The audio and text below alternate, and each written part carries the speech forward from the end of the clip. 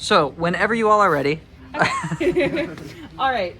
So this is an active cooling system. So essentially, we utilize 3 temperature sensors. Ideally, these temperature sensors will be placed in 3 different sections of our fill station box, which we're on Cornell Rocket Team. We have this group of electronics that we're basically using to fill up the oxidizer in our tank. But we have a Raspberry Pi 5 in there that's very sensitive to heat. So we wanted to implement an active cooling system in order to actively cool this box, because we're going to be launching out in the desert in Midland, Texas. So obviously those conditions are not ideal for a Pi 5. In a black box. In a black box. It's hot out there. Yeah, Sure. it's like kind of maybe even the worst conditions to be putting this little computer. So we implemented an active cooling system with these fans here. Okay. So essentially we have a P controller here that takes in like the average, or like if one sensor is out, we kind of pick 2 sensors, again, like kind of doing like a bit of a choosing algorithm here, to essentially use the sensor measurements in a feedback control loop where we set the desired temperature in an app, which Cameron's going to talk more about. And then we essentially do feedback control and regulate the PWM output we're sending to these fans. Yeah, so I think that's kind of most of the control stuff. Okay. And then we're using a Pico W to kind of transmit data to an app via Bluetooth.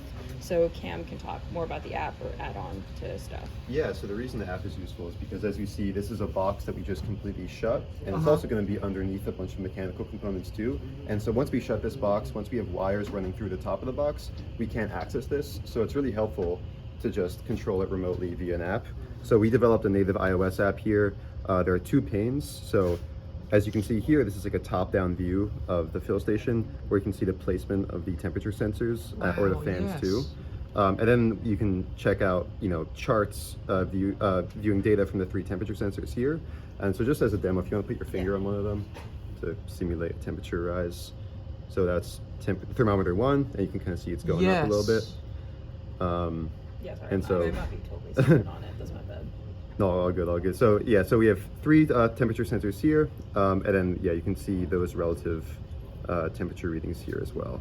If we go to fans, there are 2 ways we can control the fans. So right now we are in like manual control, so we can just directly send to those 2 fans there, like what PWM duty cycles to put. Okay. There's a manual mode and a control mode. So I guess for manual mode, what we can do is we can open up this pane here, and we can send either the PWM to fan 1 or 2 or both. So if I want to set fan 1 PWM to 0, which I think corresponds to the max, you'll see one of the fans. So they just noticeably accelerated. So the PWM's inverted. Yeah, it is, essentially yeah. it's the Sure. duty cycle. Yeah, yep. And you can see the chart updates as well. Yeah, good. Neat. And so if we want to hop on over to controller mode to talk about the P controller that Nandita just mentioned, now the PWMs are a little bit more reasonable. And in here, we can also control some stuff as well. So we can control the proportional gain manually, or if we want, we can set the desired temperature to go to. So I guess if we want to set the proportional gain to something like really, really high, like 1,000. It'll saturate our controller, but just to show you for our There's a demo. So now it shoots here. Yes. Or if we want to set maybe we can set this back to something more reasonable as 100, just to reset it. And if we want to, I don't know, set the desired temperature to something like high, I don't know why we want to do this, but just for a demo, to 40 Celsius, then you can see it picks up turns and down. kind of turns off to the minimum speed. Yeah. And the charts update here, and we can always go back to manual control if we want, where it just takes on the last send values. How cool. And yeah, so I guess this is the app. Connects over Bluetooth. This is a native iOS app. Oh, there's actually one more thing. We can like set to Fahrenheit if we want. The charts don't update, but sure. I'm a metric enjoyer, but most people are not. So. Awesome.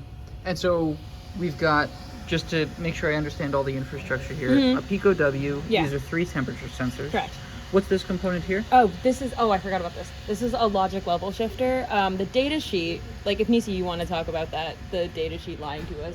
Oh yeah. So those PWM fans we spec'd out because they were supposed to take a 3-volt 3 logic signal. And, Okay. like, that's perfect for the Pico, obviously.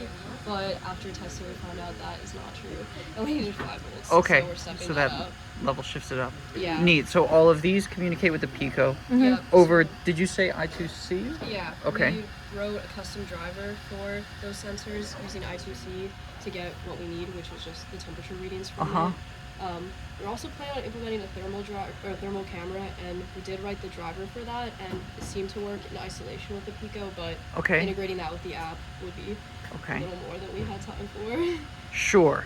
So then information from these three communicated over I2C to that, over Bluetooth to your app, and then you can interact with it via Bluetooth. How cool. So you're planning on like using this, Yeah. right? Yeah. Awesome. Sure.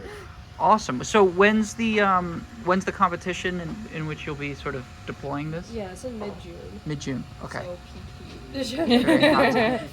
Awesome. So very cool. That's really great. Thank you all.